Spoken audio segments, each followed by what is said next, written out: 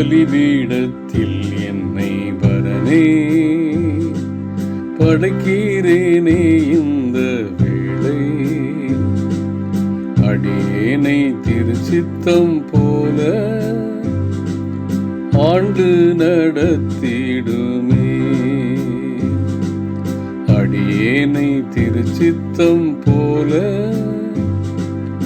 ஆண்டு நடத்திடுமே. கல்வாரியின் அன்பினையே கண்டு விரைந்தோடி வந்தேன்.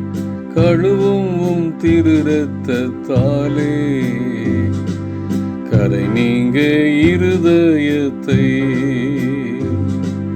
கழுவும் திரு இரத்தத்தாலே கரை நீங்க இருதயத்தை. டியர் ஃப்ரெண்ட்ஸ், அன்பின் வாழ்த்துக்கள். ஆண்டவரும் இரட்சகருமாகிய இயேசு கிறிஸ்துவின் இனிய நாமத்திலே உங்களை வாழ்த்துகிறேன். இன்றைக்கு செப்பனியா தீர்க்கதரிசியின் புத்தகம் 1ஆம் அதிகாரத்திலே 7வது வசனம் முதல் 13வது வசனம் வரை தியானிக்க இருக்கிறோம். ஏற்கனவே முதல் பகுதியிலே நாம் கற்றுக்கொண்டது, இந்த புக்கு எழுதப்பட்ட நோக்கம் கர்த்தருடைய நாள் சமீபமாக இருக்கிறது.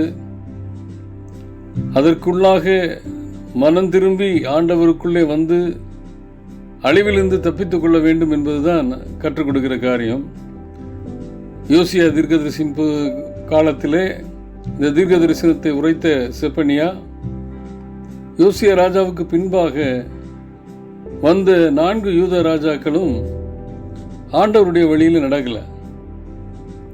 ஆகையால் கர்த்தருடைய நாள் சமீபமாக இருக்கிறது, என் ஜனமே ஆண்டவருடைய வார்த்தைக்கு கீழ்ப்படின்னு சொல்லி 3 அடையாளங்களை இந்த அதிகாரத்திலே நாம் காண்கிறோம். முதல் அடையாளத்தை நாம் ஏற்கனவே தியானித்தோம். கர்த்தருடைய நாள் எப்படி இருக்கும்னா, பெரு வெள்ளம் போல இருக்கும். அப்படி அந்த பெரு வெள்ளம் வரும்பொழுது எல்லோரையும் வாரிக்கொண்டு போய்விடும், எச்சரிக்கையா இருங்கன்னு சொல்லி எச்சரிப்பு கொடுத்த செப்பனியா 2வது அடையாளம் என்ன பண்றாருன்னா, ஒரு பெரிய சாக்ரிஃபைஸ், யாகத்தை நடத்தி விருந்துக்கு அழைக்கிறார்.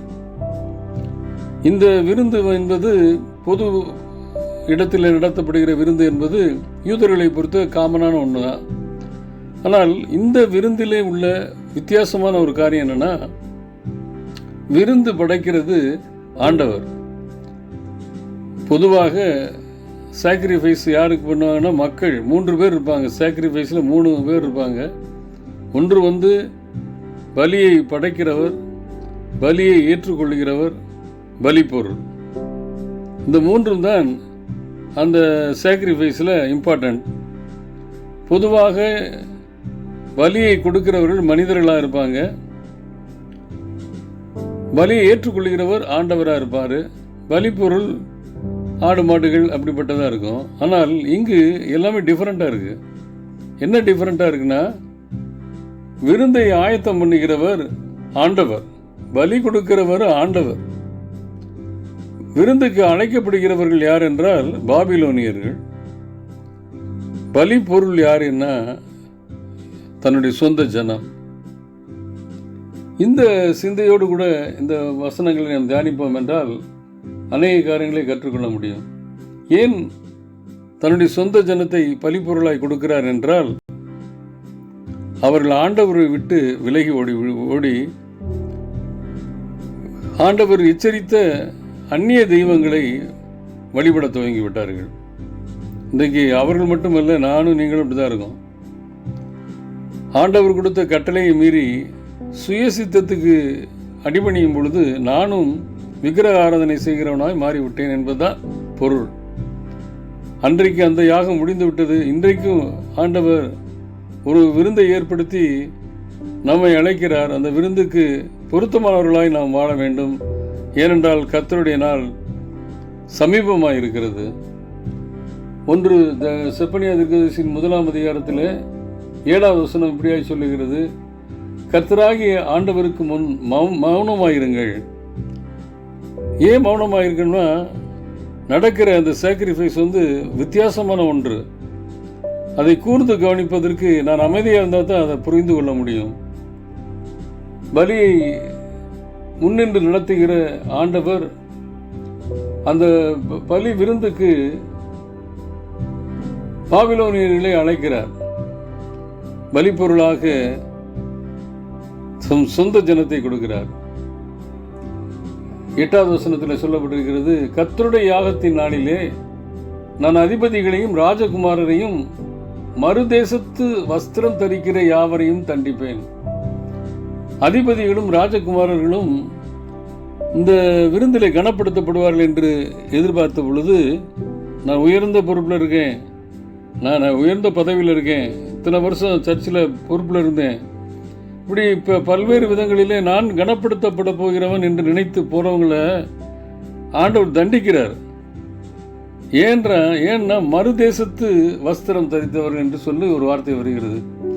மறுதேசத்து வஸ்திரம் என்பது படைத்த ஆண்டவரை, அழைத்த ஆண்டவரை, அடிமைத்தனத்திலிருந்து விடுதலை கொடுத்த ஆண்டவரை விட்டுவிட்டு பாபிலோனிய தெய்வங்களையும் பாகால்களையும் வழங்க துவங்கி விட்டார்கள். அதுதான் மறுதேசத்து வஸ்திரம். ஆனால் அவங்க என்ன நினைக்கிறாங்க, நாங்கள் ராஜகுமாரர்கள், அதிபதிகள், எங்களுக்கு நியாய தீர்ப்பு இல்லைன்னு நினச்சிட்டு இருக்காங்க.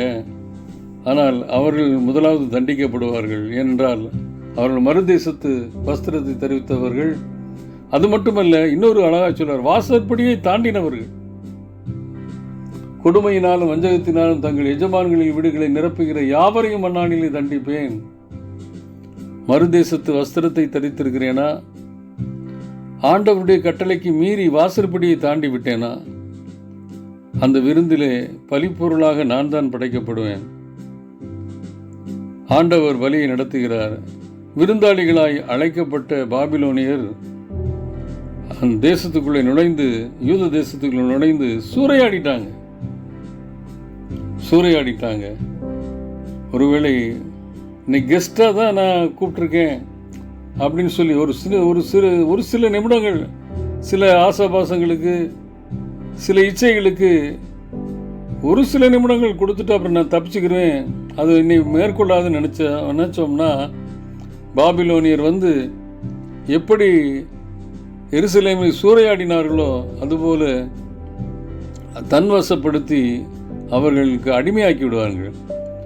ஒரு சின்ன கேப்பை விட்டோம்னா சத்துருவானவன் உள்ளே நுழைஞ்சு நம்மை அடிமையாக்கி விடுவான். கடைசியில் பலிப்பொருளாக நம்ம தான் படைக்கப்பட வேண்டியது இருக்கும்.